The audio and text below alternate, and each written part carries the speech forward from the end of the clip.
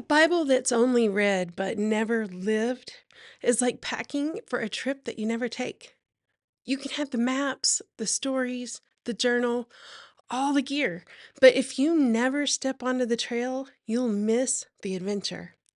That's why learning how to apply what you read matters so much because scripture isn't meant to stay on the page, it's meant to shape the way we live today.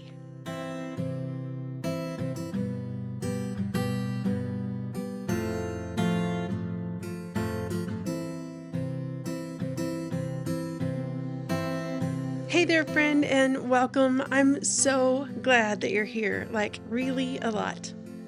This is the Beneath the Fig Tree podcast, and right now we're in a special season, and it's called the 119 Bible Boot Camp. And that's a journey where we go through Psalm 119, all to help you cultivate a devotional life that you really love by falling in love with Scripture.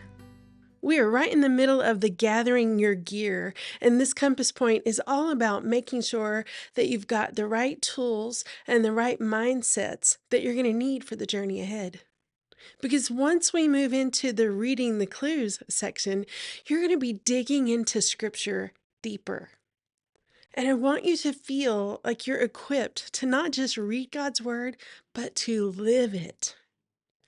Today, we're going to be talking about one of the most essential skills that you can carry with you, and that's how to actually apply what you read. Because if we're honest, it can be really easy to underline and highlight and mark up your Bible and then even journal about a verse, but then set the Bible aside and go about our day completely unchanged. But Psalm 119 reminds us of a different posture. Verses 59 and 60 say, I pondered the direction of my life, and I turned to follow your laws. I will hurry without delay to obey your commands. Notice the movement there. Reading leads to pondering, and pondering leads to turning. It's about letting the word shape our steps. Think of applying scripture as a lens that's in your gear. It's like putting on glasses. Once they're on, everything that you see is filtered through those lenses. So without the lens, you may see the words clearly, but miss how they connect to your life. So here's what I mean. Most of us, when we approach the Bible, we read it first for understanding. So we're asking questions like, what does this say? Or what does this mean? And those are really good questions, but they're not enough on their own. If we stop there, we end up with notes in a journal and we highlighted verses in our Bible, and both are great. And we maybe even get some deep insights from it, but there's no change. When you put on the application lens, you add another question. If I believe this is true, how can I live like it's true today? That question shifts the focus from head knowledge to heart transformation. It's not about collecting Bible trivia or filling pages with reflections, all are fine, but it's really about carrying something from the page into the way you think, into the choices that you make, and even in the conversations that you have. So, for example, let's say that you read Psalm 119, 105. Your word is a lamp to my feet and a light to my path. Without the application lens, you might underline it and think, oh, that's a beautiful image. But with the lens on, you might ask, well, where am I walking in the dark right now? How could God's word light one small step in front of me today? The application lens doesn't change what the Bible says, it changes how you see it, and then how you let it shape your life. I remember years ago when I was struggling in a particular area and I was journaling, reading scripture, and journaling about this lifelong frustration, and it was my relationship with food. And I don't remember exactly what the verse was that sparked it, but I just remember how alive that particular scripture was to me that day. And it was one of those moments where you think, I'm never going to be the same. This is it. Everything's going to change from here. And for a few days, it did feel that way. That verse and the prompting of the Holy Spirit stayed with me.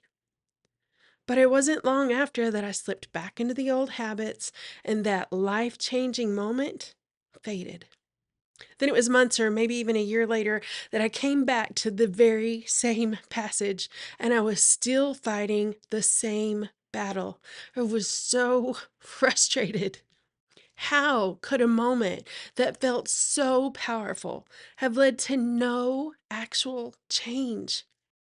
So I journaled it again. I committed again, and it fizzled again. Now, looking back, I can actually see what the problem was. I thought that big light bulb moment alone was enough to change me, but I never did anything with it. I didn't apply it. I didn't ask Holy Spirit how I could live it out so that it would actually take root in my life. I even remember titling that journal entry Candy Corn Wars, which means that it was probably around October, and I'd probably just struggled with eating the whole bag of candy corn instead of just enjoying a few pieces. Candy Corn Wars is a funny name, but it did not feel funny. It was painful and discouraging because I wanted to change. But it did teach me something that has shaped the way that I approach Scripture now. Revelation without application rarely leads to transformation. Sometimes applying the Bible feels tricky because it isn't always written like a checklist of to-dos. But application isn't about copying every example. It's about drawing out the principle. And a principle is just the underlying truth or the value that still holds, even if the circumstances look different in your life than it did in the Bible when the scripture was written.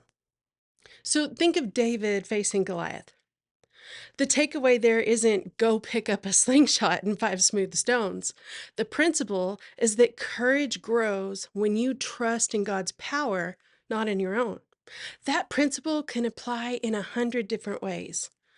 Walking into a hard conversation, or stepping out in faith with a new opportunity, or resisting fear when you feel so small. Or take the example of Jesus washing his disciples' feet. The principle there isn't that every Christian has to literally wash feet. It's that love takes the form of humble service. So for you, that might look like showing up for someone who's in need, or taking the lower place at work or at home, or serving in a way that costs you something. Principles are what make Scripture timeless. The details may belong to another culture or another setting, but the principle shows you how to live out God's heart right here, right now. One of the biggest roadblocks to applying Scripture is that we aim too big. So we read something like, love your neighbor as yourself, and then suddenly we feel like we have to completely overhaul our entire personality by dinner. Well, that kind of pressure almost guarantees that we will give up before we ever even start. So here's the shift. Don't think in terms of change your whole life. Think in terms of take one step.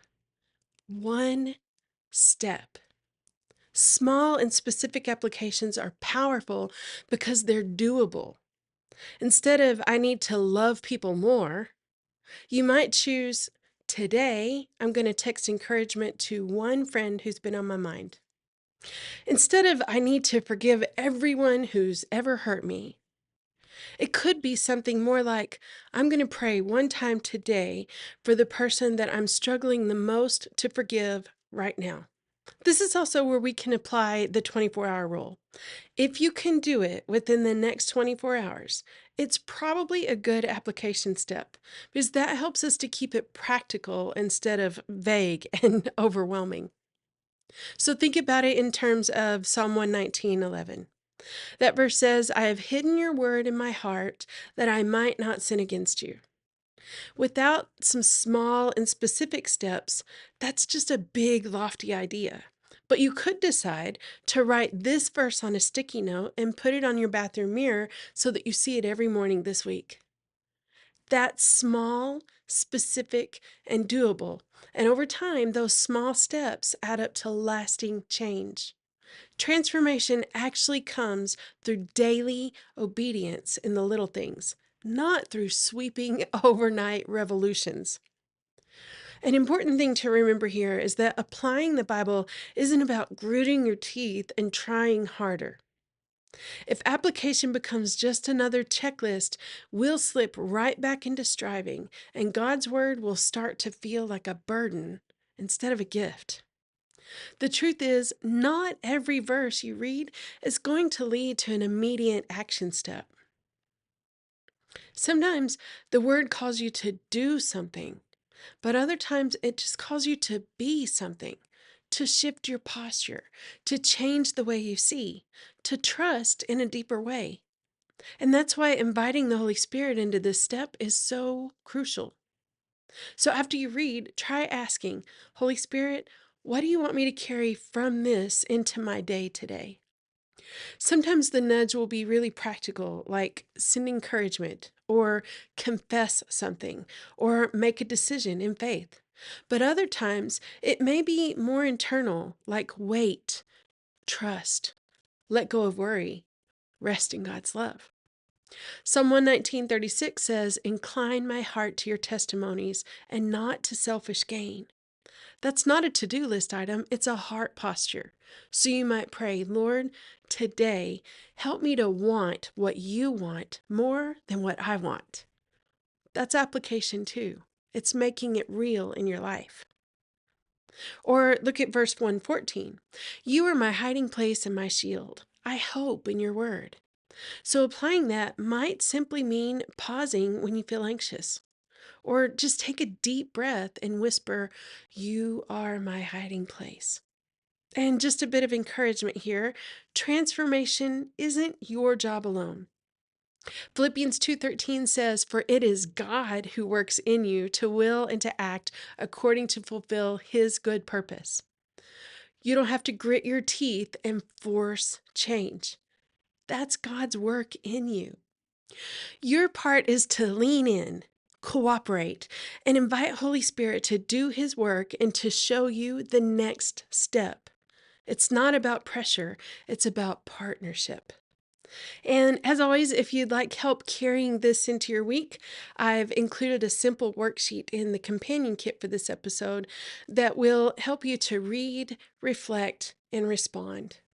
It'll actually walk you through the same steps that we've talked about today of reading a passage, noticing the principle, and then writing down one small specific way that you can apply it. Friend, this is why applying scripture is part of the gathering your gear compass point. Because you can have the map and the stories, but if you never step onto the trail, you'll miss the whole adventure. So don't just pack the truth away in your notes. Use it. Live it. That's where the transformation really happens. And next week, we'll talk about what can make this hard. Because even with the best of intentions, we all can run into some struggles when it comes to studying the Bible. And then we'll wrap up this whole compass point of gathering our gear with how to build rhythms that can last. So until then, let's cultivate a devotional life that you love, like really love, because it is possible and it's so much easier than you think. Chat soon, friend.